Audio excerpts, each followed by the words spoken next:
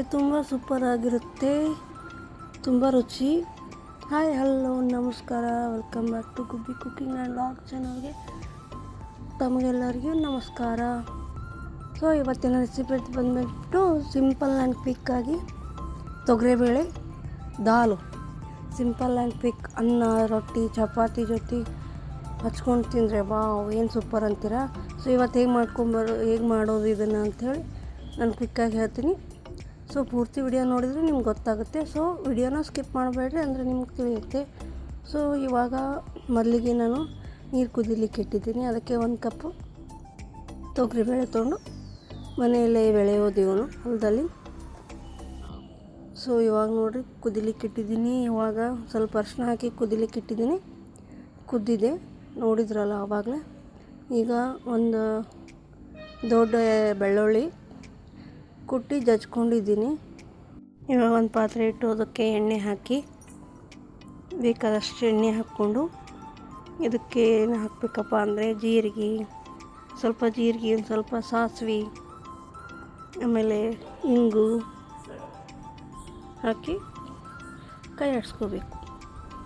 ಭಾಳ ಇಂಗ್ರೀಡಿಯೆಂಟ್ಸು ಬೇಕಾಗಲ್ಲ ಮತ್ತು ಭಾಳ ಟೈಮು ಹಿಡಿಯಲ್ಲ, ಕ್ವಿಕ್ಕಾಗಿ ಮಾಡ್ಕೊಂಬರೋದು. ಆಮೇಲೆ ಜಜ್ಕೊಂಡಿರೋ ಬೆಳ್ಳುಳ್ಳಿ, ಒಂದು ದೊಡ್ಡ ಬೆಳ್ಳುಳ್ಳಿ ತೊಗೊಂಡು ಜಜ್ಕೊಂಡಿದ್ದೀನಿ ನಾನು, ಸೊಪ್ಪೆ ಸುಲ್ಕೊಂಡು ಹಾಕ್ಕೊಂಡು ಈಗ ಕಲ್ಲುಪ್ಪು ಹಾಕ್ಕೊಳ್ರಿ. ಅದಾದಮೇಲೆ ಅರಿಶಿನ. ಕಲ್ಲುಪ್ಪು ಯಾಕೆ ಹಾಕೊಂಡ್ರೆ ಕಲ್ಲುಪ್ಪು ಹಾಕ್ಕೊಂಡ್ರೆ ಸ್ವಲ್ಪ ಬೇಗನೆ ಇದು ಆಗುತ್ತೆ. ಸೊ ಅದಾದಮೇಲೆ ನಿಂಬೆಹಣ್ಣು ಹಿಂಡ್ಕೊಳ್ರಿ. ನಮ್ಮನೆ ಸ್ವಲ್ಪ ಹುಳಿ ಜಾಸ್ತಿ, ಸೊ ಹೀಗಾಗಿ ಸ್ವಲ್ಪ ನಿಂಬೆಹಣ್ಣು ಹಾಕ್ಕೊಂಡಿದ್ದೀವಿ. ನಿಂಬೆಹಣ್ಣು ಹಿಂಡ್ಕೊಂಡ್ಮೇಲೆ ಸ್ವಲ್ಪ ಕೈ ಆಡಿಸ್ಕೊಳ್ರಿ. ಕೈ ಆಡಿಸ್ಕೊಂಡಾದ್ಮೇಲೆ ಬೆಲ್ಲ, ಒಂಚೂರು ಬೆಲ್ಲ ಹಾಕ್ತಿದ್ದೀನಿ ನೋಡಿರಿ. ಬೆಲ್ಲ ಹಾಕ್ಕೊಂಡು ಮತ್ತೆ ಕೈ ಆಡಿಸ್ಕೊಳ್ರಿ. ಇವಾಗ ರೆಡ್ ಚಿಲ್ಲಿ ಪೌಡ್ರ್ ಹಾಕ್ತಿದ್ದೀನಿ ನಾನು. ಅದನ್ನು ನೋಡಿಕೊಂಡು ನೀವು ಖಾರ ಎಷ್ಟು ತಿಂತೀರಲ್ಲ ಅದನ್ನು ನೋಡ್ಕೊಂಡು ನೀವು ಖಾರ ಹಾಕ್ಕೊಳ್ರಿ. ನಮ್ಮ ಮನೇಲಿ ಸ್ವಲ್ಪ ಖಾರ ಕಮ್ಮಿ. ಇದಾದಮೇಲೆ ನೀರು, ಒಂದು ಸ್ವಲ್ಪ ನೀರು ಹಾಕ್ಕೊಂಡು ಕುದಿಲಿಕ್ಕೆ ಬಿಡ್ರಿ. ಇವಾಗ ಈ ರೀತಿ ಕುದ್ದಿದೆ ನೋಡಿರಿ ನಮ್ಮದು ಬೇಳೆ. ಆವಾಗಲೇ ಬೇಳೆ ಕುದಿಸ್ಲಿಕ್ಕೆ ಇಟ್ಟಿದ್ದೆ. ಇವಾಗ ಬೇಳೆ ಕುದ್ದಿದೆ. ಸೊ ಕುದ್ದಿರೋ ಬೇಳೆನ ಇವಾಗ ಇದಕ್ಕೆ ಹಾಕಿಬಿಟ್ರೆ ನಮ್ಮದು ಬೇಳೆ ಒಂದು 2 ನಿಮಿಷ ಕುದಿಲಿಕ್ಕೆ, ಮತ್ತು ಅದು ಹೊಂದ್ಕೋಬೇಕಲ್ಲ ಬೇಳೆ ಜೊತೆ ಎಲ್ಲ ಮಿಕ್ಸ್ ಆಗುವಾಗ ಚೆನ್ನಾಗಿ ಬರಬೇಕಲ್ಲ. ಸೊ ನೋಡಿ, ಚೆನ್ನಾಗಿ ಕುದಿಸ್ಬೇಕು. ಇದನ್ನು ಒಂದು 2 to 3 ಮಿನಿಟ್ಸ್ ಕುದಿಲಿಕ್ಕೆ ಬಿಡಬೇಕು.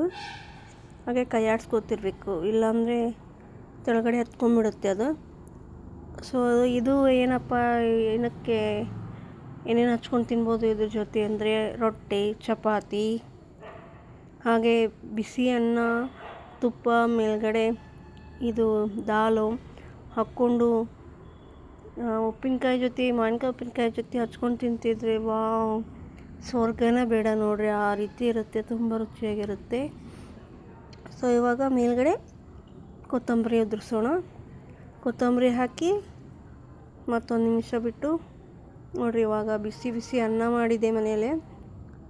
ಬಿಸಿ ಅನ್ನ, ತುಪ್ಪ, ಮನೆಯಲ್ಲೇ ಮಾಡಿರೋ ತುಪ್ಪ, ಆಮೇಲೆ ದಾಲು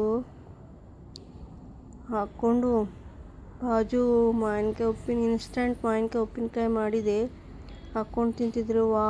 ಸೂಪರ್. ಬಾಯಲ್ಲಿ ನೀರು ಊರ್ತಿದೆಯಲ್ಲ.